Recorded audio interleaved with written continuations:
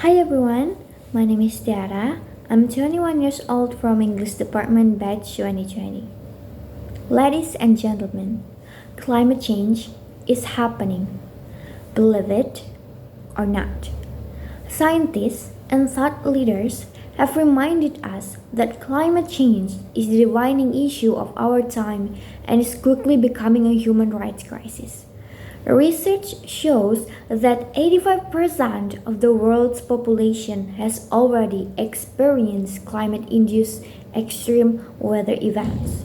About 55% of the world's population lives in urban areas, and this trend will continue in the next decades with a 90% increase of urbanization in Asia and Africa. Cities, particularly those in Asia, are some of the most vulnerable to the impacts of climate change. Coastal cities like Jakarta, Bangkok, Chittagong, and Ho Chi Minh City are threatened by rising sea levels. That will render parts of these cities unlivable and put additional pressure on basic services and local infrastructure that are already strained by the COVID-19 pandemic. Other megacities like Delhi are experiencing rising heat waves with record breaking temperatures reaching up to 49.2 degrees Celsius in May 2020. Can you imagine that? Climate change and rapid urbanization may also increase the risk of future displacement in Asia. With increasingly severe events such as storms, drought, rainfalls, and heat waves, cities and those living in cities face multiple consequences, of course. Around 60% of Indonesians live in coastal cities like Jakarta, the fastest sinking city in the world. Sea level rise combined with increasingly erratic rainfalls will result in massive infrastructure damage to the country's capital city. Bangkok now is sinking by up to 2 centimeters each year. The World Bank analyzed that land loss from sea level rise will affect the capital city's economic activities and public infrastructures. So it's not just about the climate change, it also affects the other aspects too. The impact of climate change in cities is more apparent for those living in areas lacking infrastructure and adaptive capacity. And individuals may be more vulnerable due to age, gender, disability, economic situation, and other factors.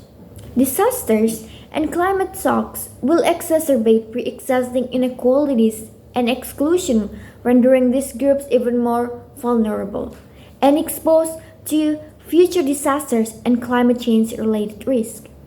Integrating a human rights based approach into local climate adaptation plans is paramount to empowering public participations, resulting better public services, more inclusive societies, and more sustainable and resilient cities. While the world waited patiently and watched it in despair for the nations negotiating at Conference of the Parties 27 in Egypt last November, cities are forging ahead with their ambitious, innovative, and right-based climate actions. Mayors, planners, youth, human rights activists, academics, and civil society organizations from around the globe gathered in Gwangju, South Korea, to attend the annual World Human Rights Cities Forum, where they reaffirmed their commitment to integrating human rights into local climate actions. Many more cities across Asia have initiated right-based climate actions. For example, Dhaka issued a town watching manual which supports residents in understanding and identifying climate risk and vulnerability in their area and helps them plan and take actions to minimize the negative impacts of climate change. So, what kind of simple thing that we should do right now to help our planet? It can be by walk or bike somewhere you'd normally drive today. Even parking your car and riding a bike the rest of the way to your destination can save fossil fuel emissions and introduce some exercise to your day. A dramatic global increase in bicycling could reduce urban transportation emissions up to 10% by 2015. As simple as that. drive the bike constantly, and we still can save our planet. As the goals number 13 of SDGs, which is take urgent action to combat climate change and its impacts, climate change is a real and undeniable threat to our entire civilizations. The effects are already visible and will be catastrophic unless we act now. Through education, innovation, and adherence to our climate commitments, we can make the necessary changes to protect the planet.